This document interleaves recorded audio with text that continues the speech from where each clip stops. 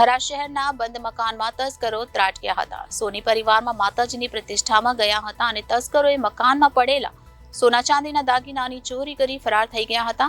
હાલ થરાદ પોલીસ મથકે ફરિયાદ નોંધાવતા પોલીસે આગળની વધુ તપાસ હાથ ધરી છે.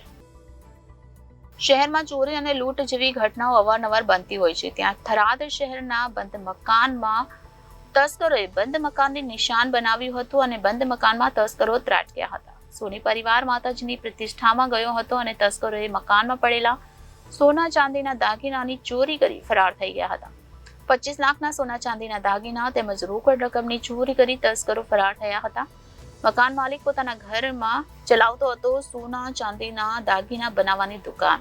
આ દાગીના બનાવવા આપેલા ગ્રાહકોના પણ સોના ચાંદીના દાગીનાની ચોરી થતા મકાન માલિકને મોટું નુકસાન થયું હતું. હાલ થરાદ પોલીસ મથકે ફરિયાદ નોંધાવતા પોલીસે આગળની વધુ તપાસ હાથ ધરી છે. Bureau report Janadesh news Banaskantha.